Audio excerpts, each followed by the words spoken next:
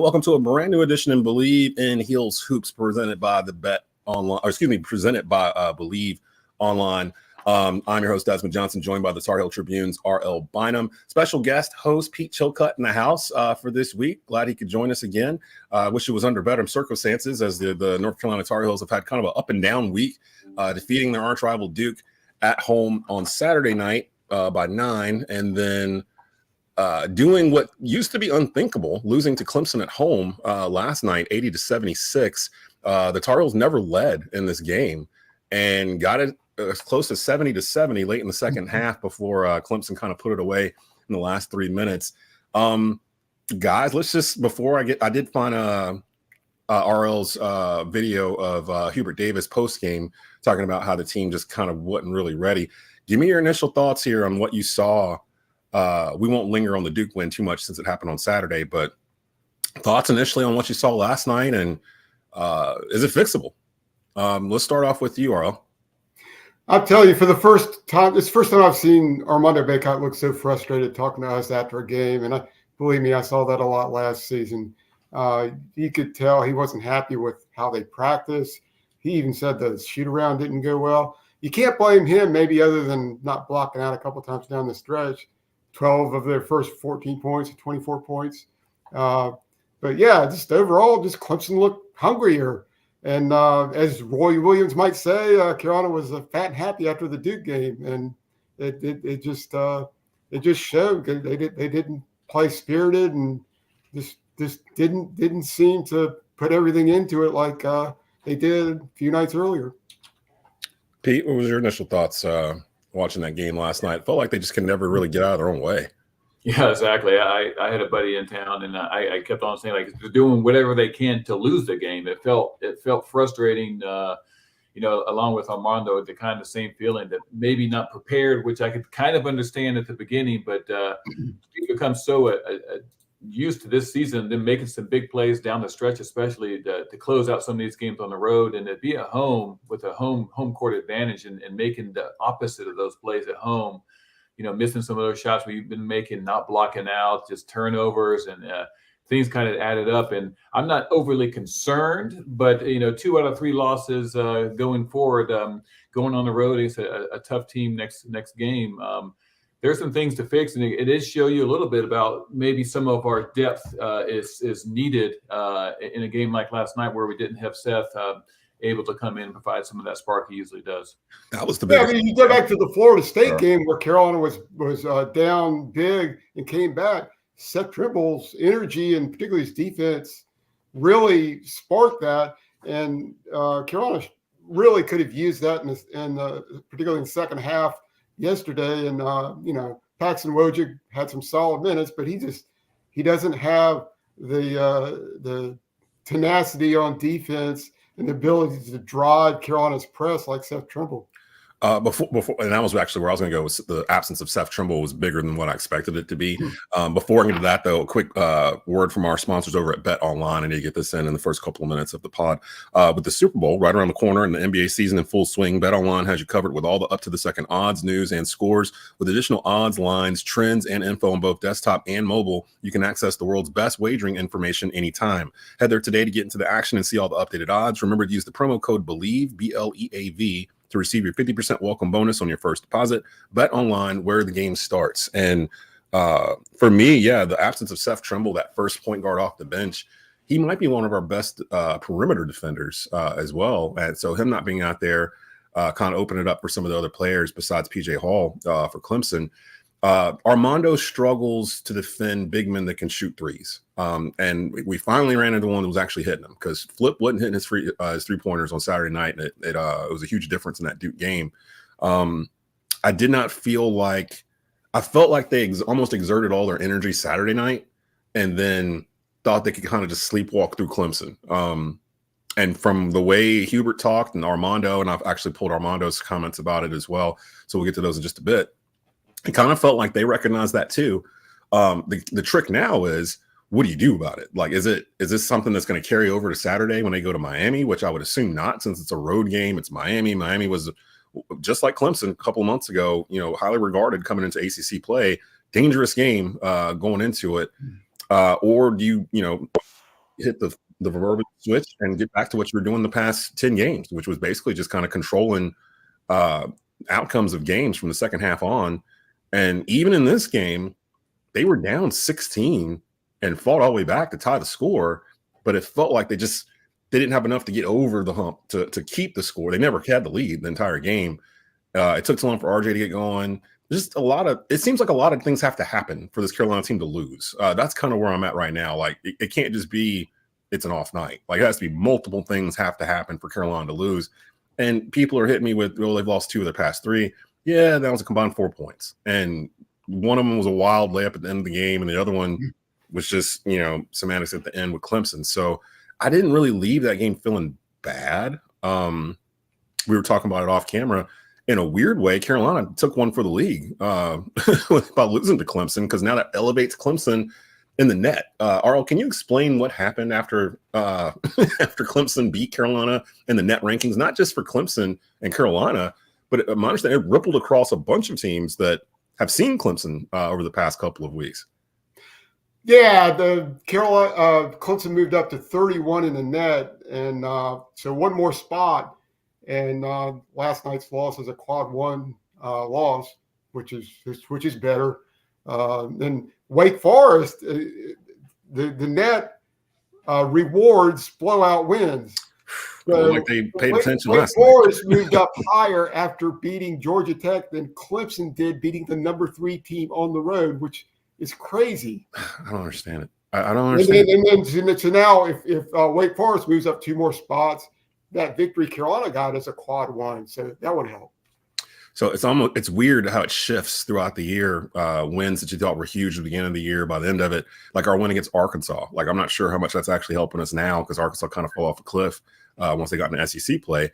But a win against, say, FSU that we had earlier, either one of them from earlier in the year, FSU still kind of floating around. We haven't seen.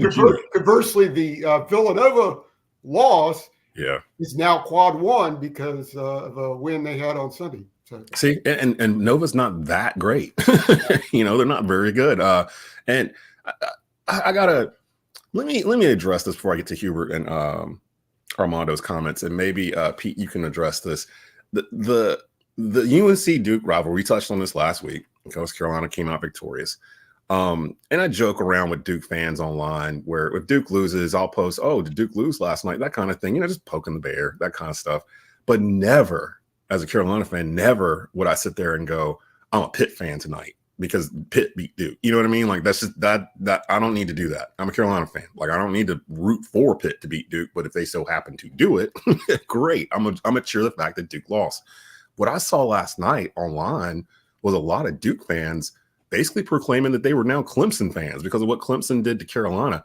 Doesn't it feel like a difference between rooting for your rival to lose and gladly jumping on the bus of the team that beat them? Like, that to me, that seems like 2 different things. Am I wrong here? Because that's what I'm seeing online with the Duke fans right now. I know they're in their feelings. I know they're hurt from Saturday and they don't want to come to terms with what happened. But that's what I'm seeing. What do you guys think? Yeah, I've always been a guy who if no Carolina games on, they're not playing, I might check out, especially the last part of a Duke game where it's close. And at that point, I'm rooting for Duke to lose, but I'm indifferent for the team that's playing them. It's just exactly. Yeah. I don't really care. I always would cuss at the TV when those games when those teams would kind of give those games away at the end. They'd be like, "Come on, guys!" But again, I'm not a guy that's going to go online. I'm not a fan of any other team really going forward after that, but Carolina. But it is changed. The dynamics changed a lot with the social media and how the interactions get out there, and there's some viral hate out there for all ACC teams, and especially between Duke and Carolina. Yeah, R.L., what were your thoughts on the back? Yeah, I saw one Duke fan posted he couldn't believe that he was cheering for Joseph Girard.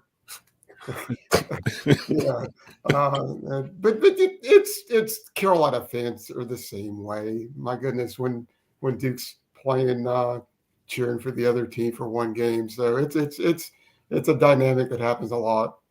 See, I don't cheer for the other team. I just wish for their downfall. Like, you know what I mean? Like, I don't like when Duke and Clemson played last week and Clemson almost pulled off a win in Cameron for the first time since 1995, and Duke escaped this Clemson team by 1 point. It wasn't like I'll sit at home like, come on, Clemson, let's do this, and pulled out my Clemson Tiger T-shirt and all this other stuff. No, like once the game was over, and I look at the score, I'm like, oh, Duke almost lost to Clemson. Like, would have been ashamed if they had lost that game. Like, I mean, it has nothing to do with Clemson to me. Like, but these Duke fans have latched on. I saw a lot of memes and stuff. And again, they're all emotionally hurt. Let's talk about Saturday real quick before we go over to Hubert and Armando. Was that the best game the Tar Heels have played this year? I think that or Tennessee. It's the best game against the best competition in the biggest kind of game environment where they've actually made some really big plays to kind of get the lead. And you know, being in that Smith Center was one of the most electric environments I had been in. Against the best competition, I feel like the amount of plays in the second half to keep them at bay, I think if they had got a little closer, everything would have tightened up, but we were able to keep them at bay. Definitely the biggest win. And I'm not sure, like, I mean, that first half against Tennessee was lights out. Kind of shows you what we can do and are possible of. But the fact that we kind of came in a little bit later now and are playing still pretty good ball against a team that's going to be there in the end, it was a big win. In watching the replay on the DVR of the Duke game, I can tell you that TV doesn't do justice to how loud the Smith Center was on Saturday night after the big buckets. It was just amazingly loud. But the part that would impress me the most against Duke was how they were getting in transition. Even after Duke made a basket, they were pushing it up and pitching it ahead. And didn't see much of that on Tuesday. Yeah, no. You know what? It felt like everybody was tired, because I even thought about it while I was watching the game that I felt tired. Like somewhere in the first half, it's like, man, I feel really tired for some reason. I don't know what it is. And it felt like that in the Dean Dome. Like the fans felt kind of tired. The players didn't have the same juice, which Seth Greenberg mentioned it during halftime. It's human nature. You know, he mentioned a time where when he was coaching Virginia Tech, they went to Duke and beat Duke or something. And then 2 days later, they had to play like Wake Forest or somebody and got beat out the gym. You know, like he was like, it's just that natural human nature of getting high for your rival and accomplishing the goal. And then once it happens, it was such a short turnaround too. That was the only thing I was worried about with this game, was that they were playing on Tuesday, like right after playing Duke on Saturday. I think if they played today, like on Wednesday, I'd feel a little better about it. Here's let me go ahead and pull this up. Here's first, courtesy of the Tar Heel Tribune. It's a video of Hubert right after the game. He just was asked a question by R.L, if I'm not mistaken, in terms of the team's readiness for this this game last night against Clemson. Yeah, that wasn't big. I didn't particularly enjoy or like our practices leading up to the game tonight. And it's a thing that I told them in the huddle the first time out at the beginning of the game, that it's just not about X's and O's. There's nothing from a basketball standpoint we can talk about until the energy and the effort and the enthusiasm rises. And if that would rise, then things would change, and then we could start talking about basketball. And so in order to win a game like this, just didn't play well enough. And you really have to compliment Clemson and the way that they played. And they're a really good basketball team and extremely well coached, and they were deserving of winning tonight. Kind of going off of that, I guess when you do notice the team, coming out flat, things like, how do you kind of Hyundai Palisade versus Chevy Traverse. Oh, sorry. I was trying to find my tab and I couldn't find it here. Thoughts on that was from Andrew Jones of Tar Heel Illustrated to ask that question. Oh, okay. So thoughts on what Hubert was saying there, kind of echo what we were saying. It just looked like it gives a little bit more context to what we saw on the court in terms of just kind of lackadaisical a little bit first half. It's something about Clemson, man. It's something about Clemson that just makes us kind of like, we'll be all right. We'll be all right. And then they just ran out of road. My take on that is, and I just thought about it now, because when you have a deep team like we have this year, there's room there for getting some guys in that can bring some energy off the bench, and then even furthermore, I thought back to Coach Smith, and he had no qualms about putting the blue team in, and that would be a perfect situation right there when they get out to those first 2.5 minutes when they hit like every shot. That would be we needed a spark. And usually what that blue team did was hustle their butts off and piss off the starters. So what you got the blue team hustling, kind of getting the crowd back into it, and then you put the starters in after a minute or two back in. And I think that may have been something that, and I'm not saying he should have or could have, but I'm just thinking in retroactively that maybe would have done something to kind of give us a spark that we never really got. Now, we fought our way back over time, but that we never dug ourselves out of that hole that we got ourselves into in the first 3 minutes. When Dean Smith had the blue team, it seemed like it was more scheduled, a routine sort of thing.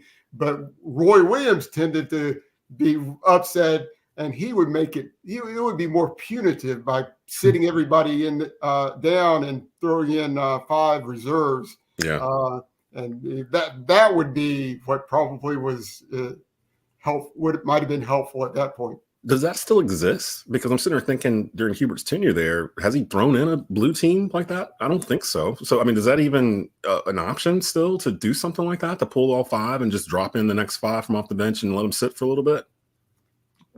It's always It's weird, though, because I didn't even think about that when it was like I think I was still punch drunk a little bit when it was 15-2 and Hubert had to call that timeout before the TV timeout. Because I was already like, all right, Hubert, you might need to call timeout. This is getting kind of wild. And when it got to 15-2 and he finally had to call it, and my first thought as a Carolina fan should have been throw in the blue team. Let's see what they do. And it didn't even cross my mind. I was just like, guard PJ Hall, please. Like someone guard this kid. Like he's out here just shooting threes with reckless abandon. It's the same thing though. The teams that have beaten Carolina this year have shot pretty okay from 3. They've hit their free throws. And they forced Carolina into bad shooting nights from 3. Now, granted, it's only been 5 of those all year, but I'm seeing those trends pop up whenever Carolina loses a game. And these last couple of games that they've lost, 2 out of the past 3 they've played, but very tight games. Carolina could have easily won either one of them if they had just hit their free throws, in my opinion. So I don't know how worried I really am about Carolina. I still think they're the top team in the ACC. I still think they're a Final Four contender. I still think they're going to win the ACC regular season, but they can't play like that.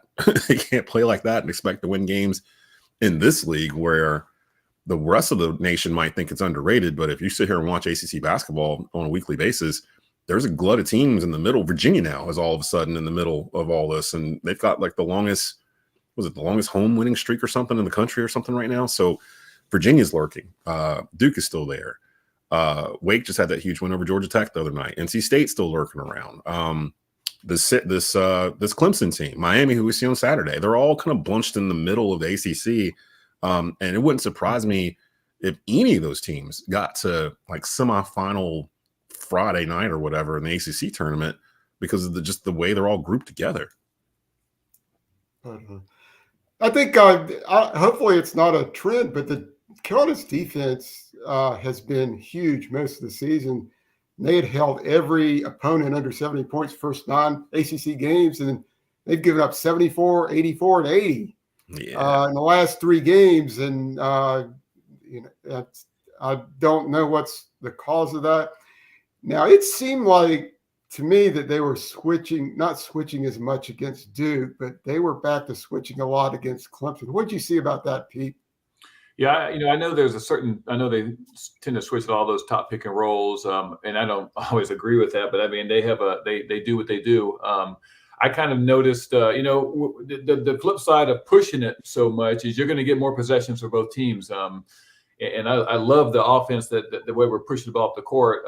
I just thought last night especially there was a stretch obviously at the beginning, but throughout the game where those guys were getting some pretty good looks from 3-point land.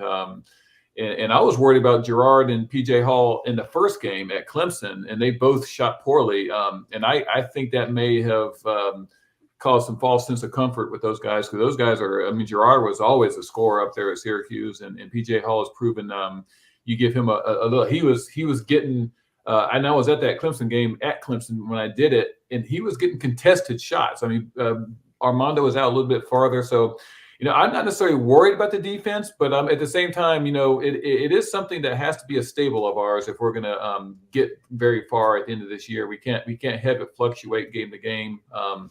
I'm confident it will. I don't know R.L. on their switching if they were more or less in this game. I know they seem like they switch everything. All teams they switch everything these days. And I'm always uncomfortable when Baycott switches on that guard, but he does generally a pretty good job. But that's something that can be taken advantage of probably.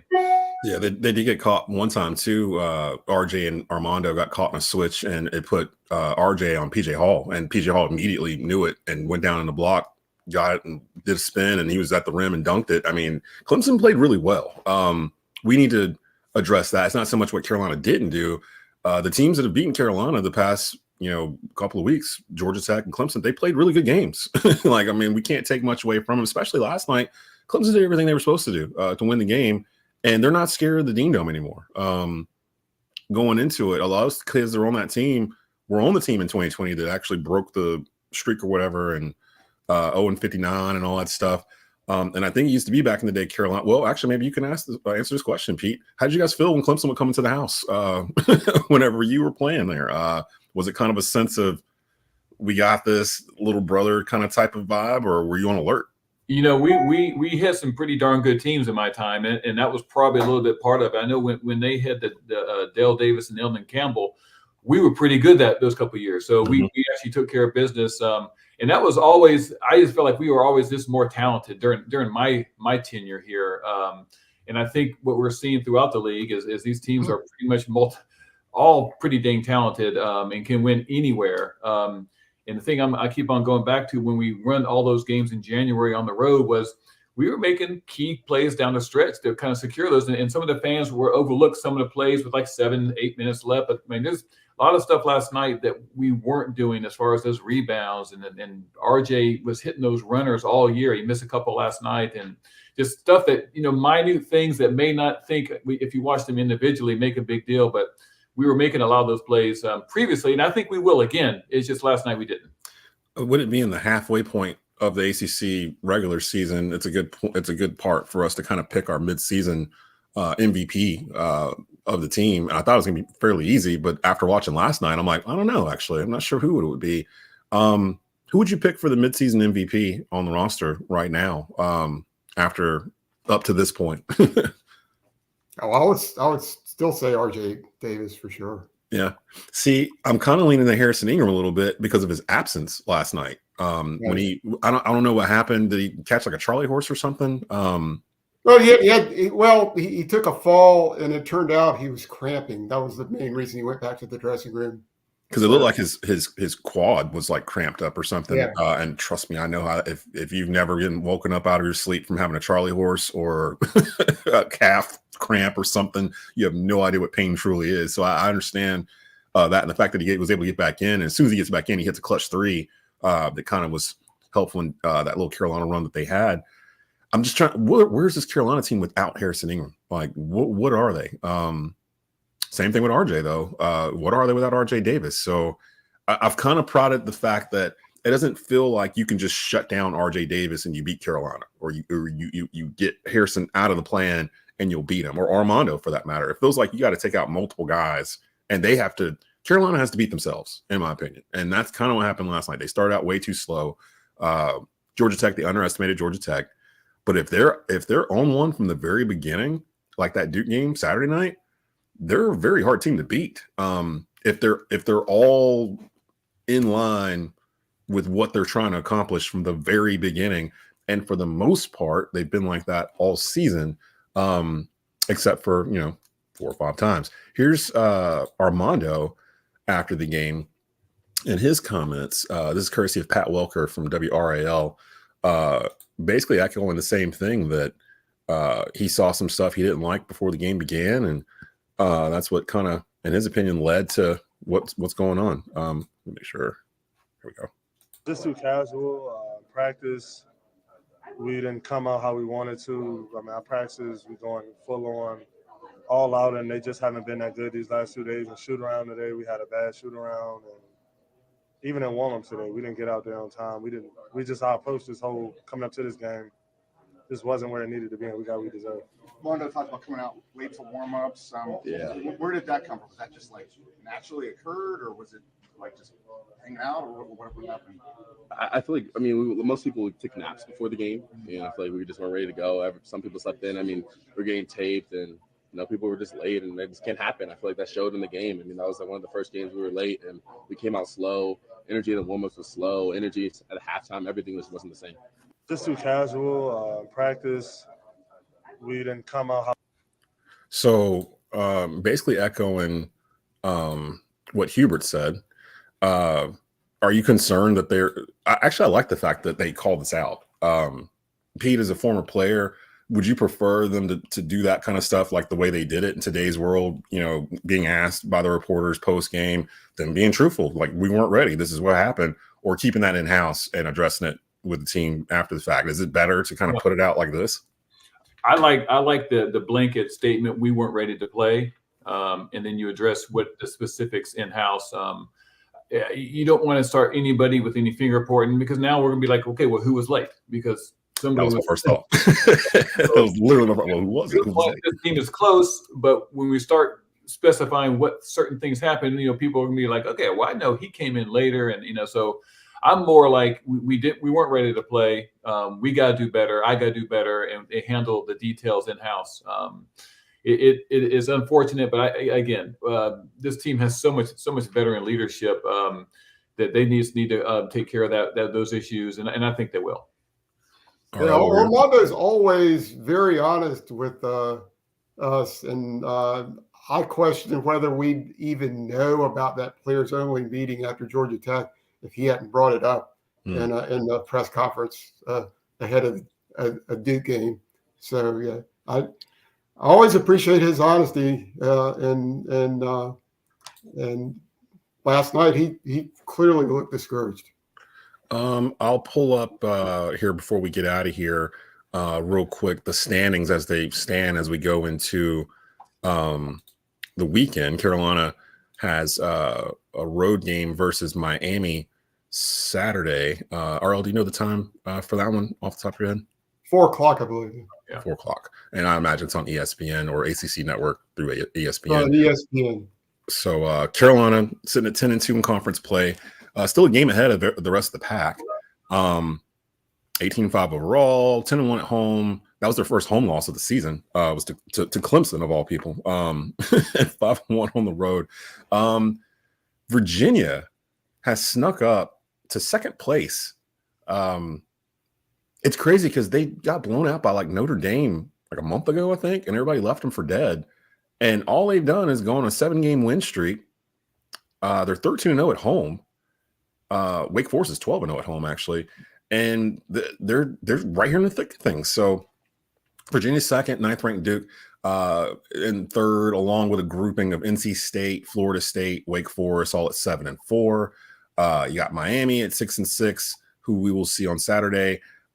They just lost. They're 15-8 as well, and then Virginia Tech and Clemson, Syracuse, Pitt, and then it kind of drops off from there. But looking at this today, how many teams do you think the ACC can get into the NCAA tournament based on what the body of work so far?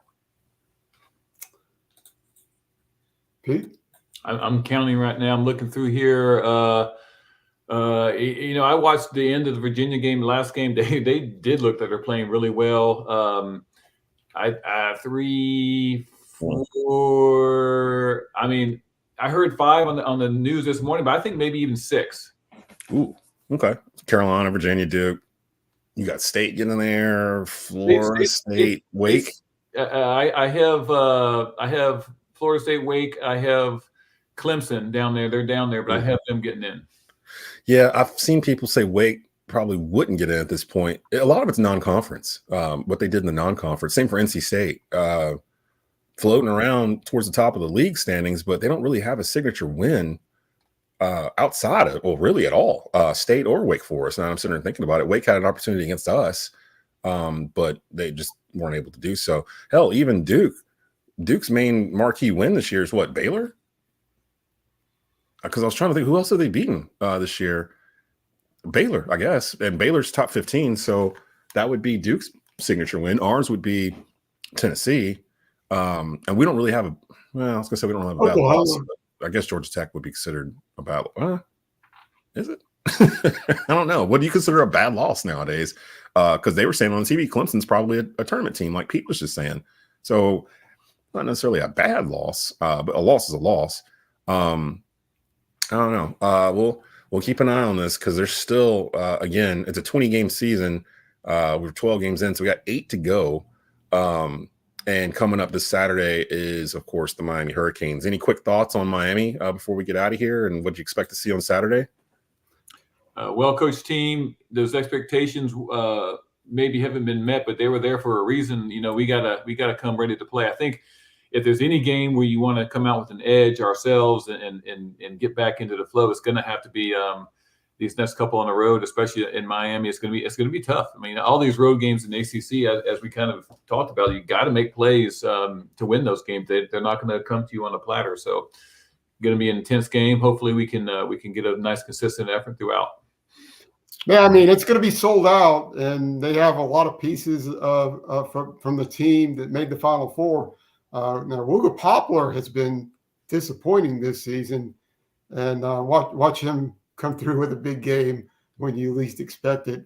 But yeah, it's definitely not going to be an easy game, and the environment's probably it's going to be one of the tougher environments down in Miami, I would think. Any word on the status of Seth Tribble? Like they said he got hurt in practice, but they didn't really go into detail what it was. Any idea if he'll be available by Saturday? They didn't give us any indication at all. So it's anybody's guess. I would guess that they would say he was day to day, but I don't really know. Yeah.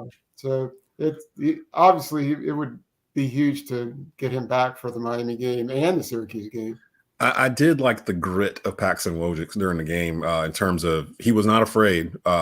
He shot a couple of threes, hit them.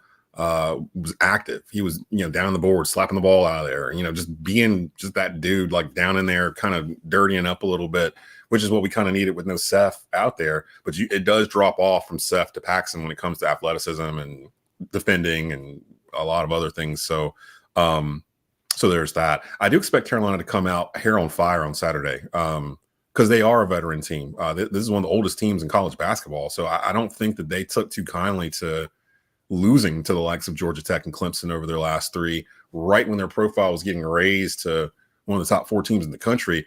I don't think that they will take Miami lightly. I like the fact it's on the road. I think they need a couple of road games, get away from the Smith Center and kind of refocus. They tend to play well on the road. And I think they just need to get away from the Dean Dome for a little bit after that win against Duke. Like you said, R.L., it's hard to duplicate the emotion.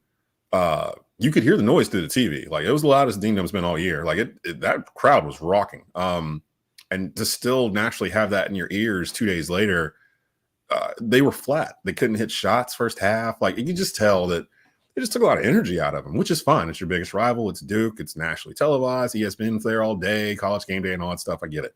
But I'm not that worried. I'm not that concerned. Now, if they go down on Saturday and they throw a clunker out there against Miami, now I'll be like, okay, what's going on? Like, what happened? But I don't think they'll do that. I think the makeup of the team, they're just too veteran heavy for that to go down. And a lot of these players have just seen so much over the past 3-4 years, wherever they've been. I just think they'll be more ready. I do hope that Cormac Ryan gets out of the slump or whatever's going on with him, because that did hurt last night that he could not hit any shots. What was he, 1 for 10 or something like that by the end of it? Yeah, I mean, I sat there courtside during the warm-ups and saw him miss 3 consecutive 3-point attempts. And I'm thinking to myself, that doesn't look good. Yeah, I don't know. He's been a streaky shooter his whole career, but 1 of 10 from the floor, and then the only one was like a driving jumper. Yeah. And his game score was -2. I mean, he's a solid defender for sure. He does a lot of things other than scoring, but he could be an X factor if he starts to be consistent with his perimeter shooting. Because you can't really go with the roster. I guess it'd be Withers that would be the next one up at that spot. Because I was looking at the roster, I'm like, well, what if you decided to start bringing Cormac in off the bat? Who's starting instead of him? You don't really have another guy that can fill that space where he is in starting minutes. Withers, I guess, but after that, maybe Tribble would have been the guy. But then again, Withers has 2 points combined in the last 4 games. Right? Yeah, I don't. Ever since the Louisville game, like he kind of had his career high against his former team, and then ever since then, he just hadn't really been able to score. So I don't know. They still have questions. It's still February. Nobody was crowning Carolina national champion after beating Duke. We were just happy they beat Duke. You know what I mean? Like, I think that's the thing too, that people think, oh, well, championships aren't won in February. No, they're not. But games against Duke are. Those games are won in February. So we'll celebrate that and we'll move on to the next games or whatever happens. So any final words from you guys before we get out of here today here on Bleav in Heels Hoops? I just wanted, I didn't get a chance to pipe in with the MVP. Oh, right. Yeah. I think that RJ is by far one of the best players on the team and playing the best. But we talk about most valuable player on the team, and I kind of echo in what R.L. was saying about Harrison. You know, he does so many different things, and I don't think we anticipated the rebounding. But you throw in the fact that he can hit the jumper, but also I love it when he kind of backs the guy down. He hasn't done that as much lately, but that's another post guy, and I'm a big get the ball in the post and kind of start there, and that's one way to do it. Armando's another way, but they're totally different ways that happens. And I love the fact that he can start on the perimeter and get down low, and he usually has a pretty good mismatch down there. Anyways, I just think he's proven almost invaluable to this team. So I'm hoping he's pretty healthy coming out of that injury, whatever it was, for the game against Miami. So we'll see what the Heels do against Miami on Saturday. We'll probably be back with a new episode Tuesday, Wednesday of next week. And keep in mind, whenever we're live, whether you're catching us on Facebook or Twitter/X or Instagram or wherever you're catching the feed, you can actually participate live in the show. You can leave a comment. You can tell us how you feel. You can leave questions if you want us to answer. Regarding what we might have saw in the game or the team in general or the ACC, and we'll be able to respond to them live in real time. So definitely do that. Spread the word. Bleav in Heels Hoops, our first season here on the Bleav Podcast Network, following the North Carolina men's basketball team down in Chapel Hill. Presented by Bet Online. Catch us next week with a brand new episode for our special guest, Pete Chilcutt. From his R.L. Tribune's R.L. Bynum, I am Desmond Johnson. You've been watching and listening to the Bleav in Heels Hoops podcast on the Bleav Podcast Networks. Go Heels.